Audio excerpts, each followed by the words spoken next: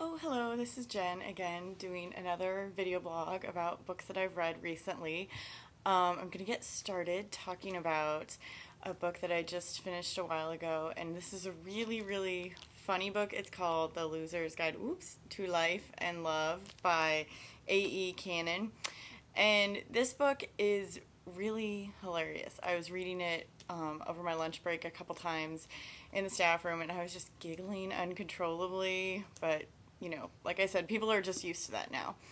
And it's a really cute book. It's based on A Midsummer Night's Dream, and I don't really have much experience with that play. All I know is I think I saw one act of it when I was in high school, but I didn't really remember much about it. But the plot of the story is there's this kid named Ed who works at a video rental place with his best friend Scout. Scout is secretly in love with Ed, and Ed is totally oblivious because he's a guy. And Ed has another best friend named Quark who's in love with Scout. And then Ed meets this wonderful girl, Ellie, who he falls for. So it's this very convoluted romantic plot.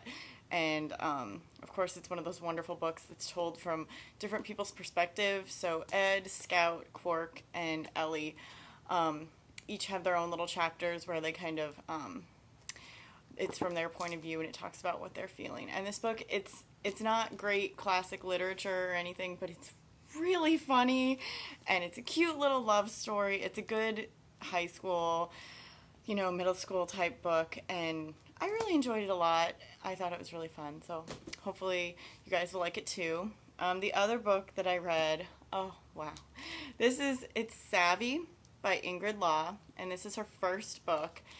And wow, how to describe this book? First of all, isn't the cover like the coolest thing ever?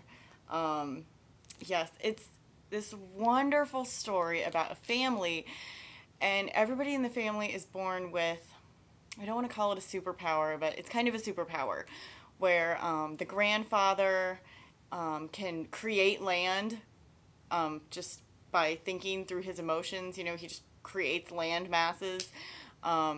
And these powers, they call them their savvy. So on their 13th birthday, their savvy comes out so everybody can see what it is, and they discover what their power is going to be. The main character's name is Mibs, and her grandfather can create land and things like that. Her mother is perfect. Everything she does turns out perfectly, or as she says, whenever I make a mistake, I make absolutely perfect mistakes, which you'll find out by the end of the book. It's such a very good, wonderful way of putting things. Her brother Fish can control the weather, and then her brother Rocket can control electricity. And so Mibs is about ready to turn 13, and she's so excited to discover what her savvy is going to be. I mean, she's all excited and she's all thrilled. And what happens right before her 13th birthday is her father gets in a really bad car accident. And her father doesn't have a savvy. He's not part of this.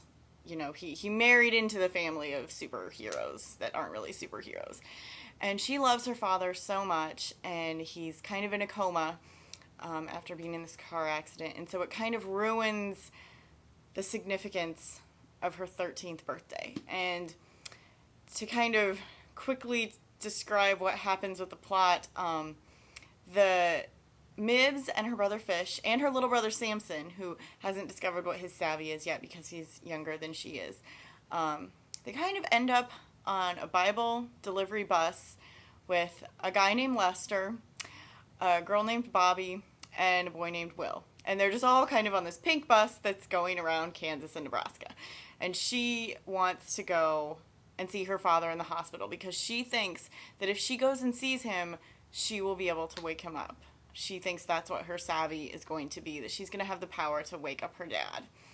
And I know that sounded all confusing and didn't make any sense at all, but this book, oh my goodness, this book, it's so amazing in a way that is completely different from The Hunger Games, because The Hunger Games was you don't know what's going to happen, and you're freaking out, and you can't wait to figure out what's next. And in this book, it's you really want to know what's going to happen to these characters, but it's in a much less frantic kind of way.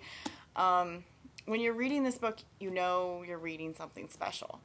It's the writing, it's the characters, you can just tell that there's something different about this book from other, young people's fiction that I've read recently. It's on a lot of Mock Newbery lists that are kind of starting to trickle out. So it's been very well reviewed, and sometimes I don't like that type of book, but this one is. There's just something wonderful about this book, and I think that everybody should read it because it does such a good job of capturing what it's like to be a 13-year-old girl who is all mixed up and confused and just wants her papa to be okay. And it's just really wonderful that this woman's first book, and I'm so excited to see what else she comes up with in the future. And I kind of like to end, because I thought maybe I'd talk about 3 books each time, on a random book. This is The 11th Hour by Graham Base. I never know how to say his name, so we're just going to say Graham. This is one of my favorite books ever. I made my parents get this for me for Christmas. You'd think it would be a long time ago, but it was probably only like 6 years ago. But this book is unbelievable. It's a picture book, so it's for younger kids, but it's so much more than that. It's called The 11th Hour, A Curious Mystery. It's about the elephant, whose name I cannot recall, Horace. He's turning 11 years old, and he ends up inviting all of his friends to a costume party at his house. And they have a wonderful time at this party. He's created a feast. They play games. They do all sorts of fun and exciting things. And then, when it comes time to eat, the feast is gone. Somebody has eaten all of it. And so the mystery is you have to go back and look at the illustrations on the previous pages. Like, oh, look how beautiful these illustrations are. They're so awesome. You have to go back, and on every single page there are different clues and secret hidden messages that help you figure out who the culprit is, because the culprit is one of these people, one of the guests at the party. And there's a secret section in the back that's all sealed up that tells you who the culprit was. Oh my goodness, this is such a fun book to just look through, and I've been through it so many times, and I still haven't found everything that you need to find in all of the pictures.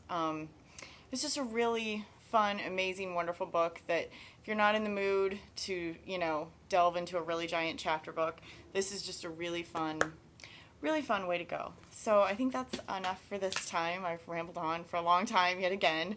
So I will hopefully do another one of these soon. Bye.